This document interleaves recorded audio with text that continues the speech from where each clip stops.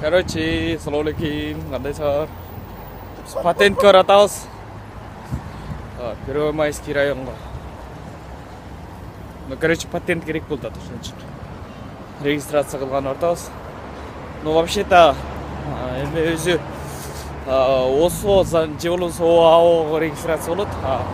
Патент башка нерсе керек болот. Аны, короче, дальнейшем көрөсүң. Вот дейт. Короче, 1 акиматка кирип чыктык, оказывается, аяктан патент албайт экен, налоговый барат экен. Да, просто мэрияга өткөндө барганда акиматка баргыла деген да. Мэриядан биз жер алалы дегенбиз да. То есть разрешение алалы дегенбиз да. Ошо. Короче, көрүп турула. Налоговый баратабыз. Короче, активныйраак болуп тургула дагы жазгыла. Чөп эмне окшошпой атат. Жакшы эле. Только галстук жок. Короче, налоговыйдан чыктык. 1000 сом берсең. 1000 сом берсең сен просто патент ачыштырган 1000 сом турат экен, ошону төлөгүлө дейт. Вот ошону. Короче, бир сөз менен айтканда патент алдык да. Ананыраак берем дейт. Короче, достор, кандайсыздар? Это вечерний Бишкек. Да, вот. Жүрөм, дали иштер менен.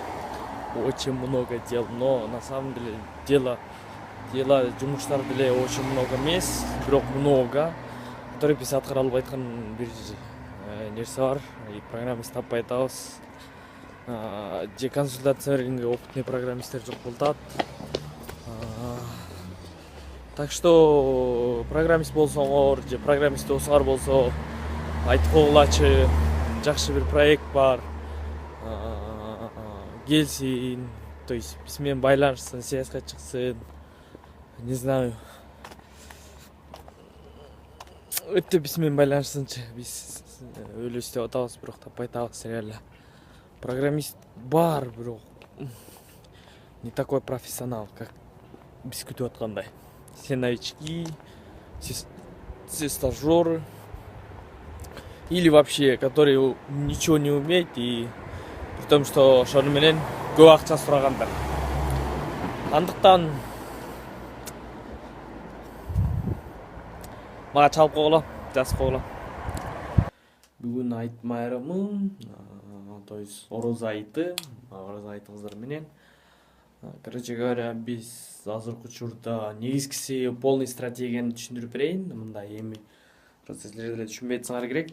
Короче, бизде идея пайда болду, что интернет сайт создавать эткенге действительностинде крупный сумма керек. Анткени биздики не просто так, там лендинг пейдж или одностраничный сайт эмес. Андыктан ал крупный чоң интернет-магазин, интернет B2B платформа деп коет.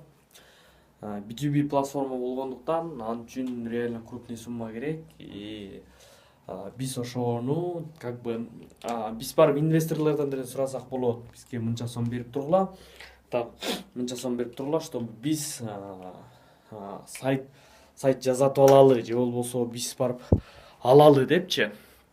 Но на самом деле 100% инвесторлордун 90% отказ кылат. Анткени ал просто так идея, просто так жөн эле выдуманный идея болуп эсептелет. Ал эми чтобы реально алар реально силер иштеп атпасаңар, типа бир сөз менен мындай бир сөз менен айтканда серьезный экенсиңер деш үчүн обязательно подтверждающий артефакт болуш керек. Либо это интернет сайт, либо сенин артыңда плечиңде что бир 3 жыл 4 жылдан бери ушул сферада иштеп келатканың жөнүндө. Но как есть менин артымда андай эч кандай опыт деле жок. Интернет сайт менен интернет создание сайт же болбосо интернет магазин менен опытым жок болгондуктан мен аны барып идеяны любой инвесторго айтканда, инвестордун 100% инвесторлордун 90% отказ кылат, ал эми 10% ну ладно, макул салып көрөйүн деп айтат. Чтобы ошондой болбош үчүн, чтобы 100% инвестордун наоборотунан 90% согласен болуп, ал эми 10% отказ кылыш үчүн, ал үчүн бизде интернет сайт колубузда болуш керек да.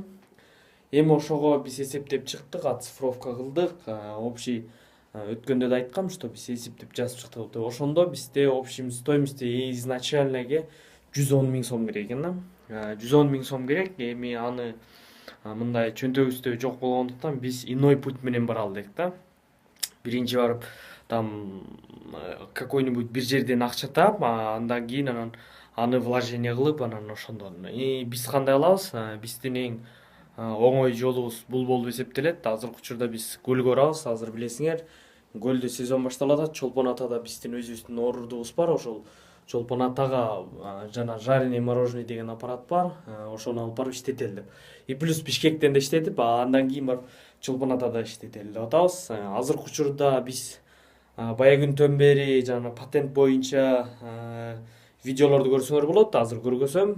Ошол патент боюнча видеолорду же болбосо алдын астына коюш керек. Да, патент боюнча видеолордун баардыгы, жаңырки силер көргөн ошолордун баардыгы ошол именно чтоб биз тигил машинканы алууга керек болгон патент болду. Себеби биз рассрочкага алып атабыз. Наличимизде сумма азыркы учурда жок, потому что мен айткандай өткөндө бизде акча бар болчу, анын баарын туура эмес жака вложение кылгандыктын айынан жок болуп кетти да. То есть бир сөз менен банкрот болдук, ачыгын айткандачы. Эчтеке 110 000 сом колубузда турган жок болуп калды. Эң биринчи нерсе, эгер любой бизнес баштайм десеңер, там интуитивно 300 000 керек болуш керек, там анан бир 200 000 керек болуш керек дебей, биринчи ошону ар бирин подетально разбор кылып, мындай эсептеп чыккыла, андан кийин айткыла да, мынча сом керек депчи. Анткени биз когда интернет сайт создавать этебиз деп идея келген кезде менин оюмда бар болчу, что 300 000 же 500 000 же 1 миллион сом интернет сайтка керек. Так что биз биринчи ошол акчаны таба калалы, андан кийин создавать этебиз деп ойлогом. На самом деле изначально даже 100 000 эмес, даже 50 000 болсо жетмек экен да. Просто биздин менин личный ошол ошибкам болгон, что эмени именно ошол бизнестин расходун эсептебей туруп эметип салгам. И плюс мен азыр бул сүйлөп аткан комната тот, который мен жашап аткан комната. Мындан башка жерден сүйлөгөнгө убактым жок. И плюс там шумдар боло берет. Ошондуктан мен ушул комнатада сүйлөп атам. Короче, ошол достор, дагы көрүп туруңуздар, видеолорду аз жүктөп атам, потому что реальный чоң событиялар боло элек, реальный нерселер. Если мен каждый басканымды тарта берсем, это не очень мындай кызыгы деле жок болуп калат. Мен актуальный нерсени гана тартып атам. Ошондуктан дальше көрүңүздөр, биз чукулда Чолпон Атага жөнөйбүз, Чолпон Атага барабыз. Эгерде сен там пацан болсоң, либо сен тоже биздин командага келгиң келсе, биздин WhatsAppка жазып кой, WhatsApp номерлерибиз бар. Аларга обязательно жаз, же комментарий жазсаң биз сен менен байланышабыз дегендей. Короче, бизге по-любому команда керек. Биз буюрса эртең же болбосо бүрсү күнү буюрса жареный аппаратты өзүбүзгө колубузга алабыз. Ага чейин кроме планирования, кроме оцифровкадан башка другое дело жок. А еще плюс бизде там сатуучу нерселер бар. Ошолорду сатып жибериш керек болуп атат, и ошолорду сатып атабыз. Эми эмнени сатып атабыз айтып не обязательно, потому что это мурунку нишабыздан калган товарлар болчу. Короче, до свидания. Көрүшөбүз. Подписка кылгыла обязательно, комментарий обязательно таштагыла. Өткөнкү биринчи видеодо жакшы комментариялар болду. Болгону 15 эле комментарий болду. Жазып тургула, дагы окуйбуз, окуп атабыз баарын. Те, кто ийгилик сага, молодец, колуңан келет дегендин баарына рахмат. А те, кто жакшы сөздөр жазганга силерге да рахмат. Лайк баскыла. Дизлайк көп баскыла, лайк дагы көп баскыла и комментарий да көп жазгыла. И подписканы унутпагыла. Давайте.